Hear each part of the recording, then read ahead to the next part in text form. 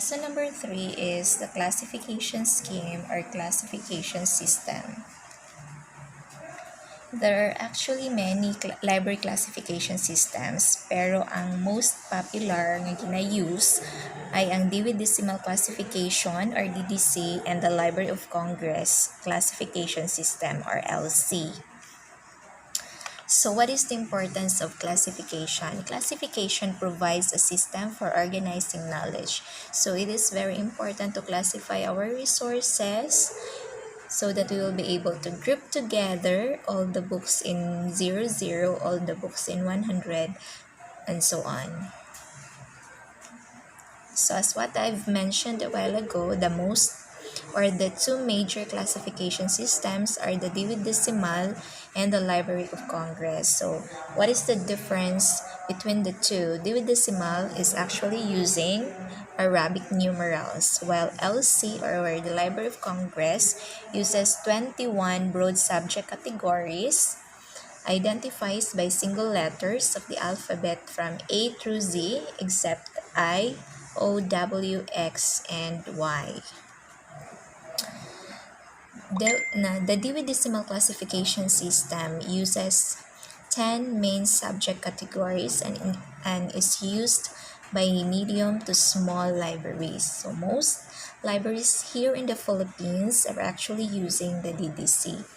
It is a system of classification which divides books into 10 general classes of knowledge, and each class is represented by Arabic numbers, and each class is subdivided again into smaller class. So from broad to specific. So the 10 main classes of the DDC are 00 Computer Science, 100 Philosophy, 200 Religion, 300 Social Sciences, 400 Language, 500 Natural Sciences and Mathematics, 600 Technology, 700 the Arts, 800 Literature and Rhetoric, and 900 Geography and History. So I know you're already familiar with this one, but I want you to memorize this 10 main classes. So from specific, gi-subdivide siya from main class, gi-subdivide siya into specific.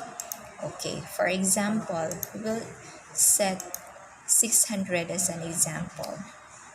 Technology, as you can see in here, 600 is technology. So from 600, you subdivide siya into 610, 620, 630, and so on. So from main class, you subdivide siya into specific. For example, this one, 600. And the book is all about cats. So what is the call number? The call number for cats ay 636.8. And the call number for dogs ay 636.7. So from main class, i-subdivide siya into specific. So, ang gitawag sini ay notational hierarchy. Ano siyang ginatawag nga notational hierarchy. So question, diin man ni siya makuha ang number. Paano mo makuha ang 636.8?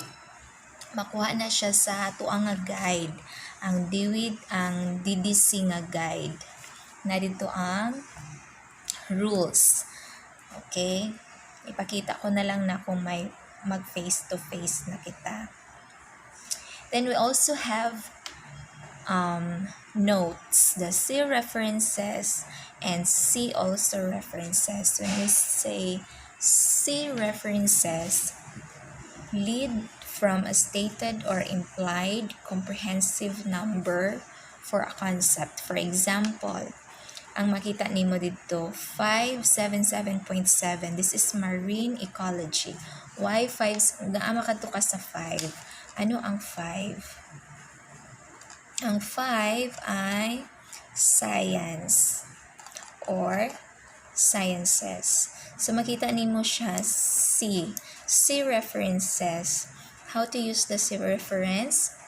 C577.69. It means wala ka to'y makita nga saltwater wetland. For example, ang imo nga libro, Saltwater Wetland and Seashore Ecology.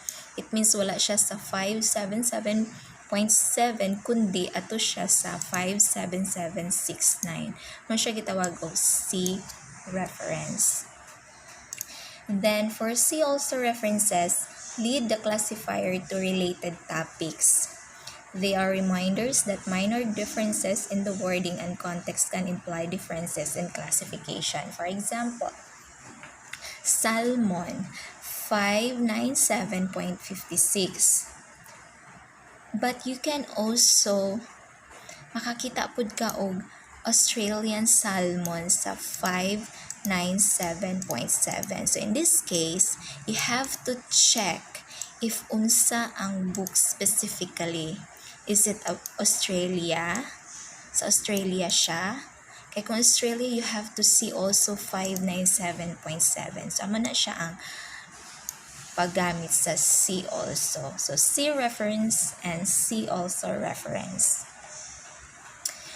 For the Library of Congress, muna siya ang classification system, main classes. They're actually using an alphabet from A to Z except I, O, W, X, and Y.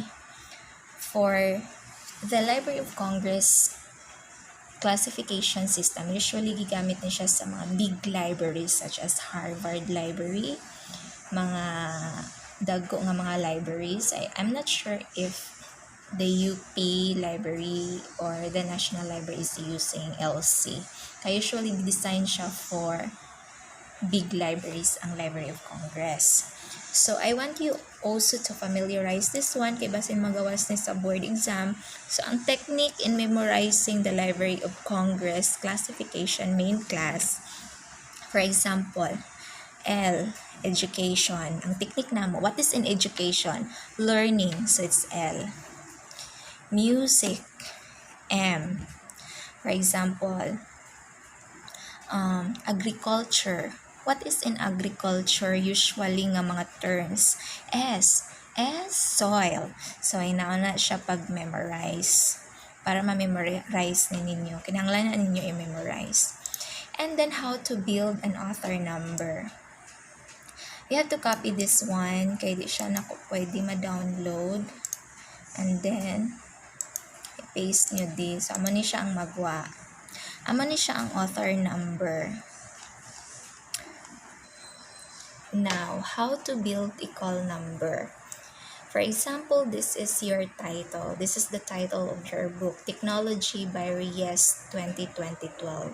So, this is the call number. A call number is composed of a location, a class number, the author number, and copyright.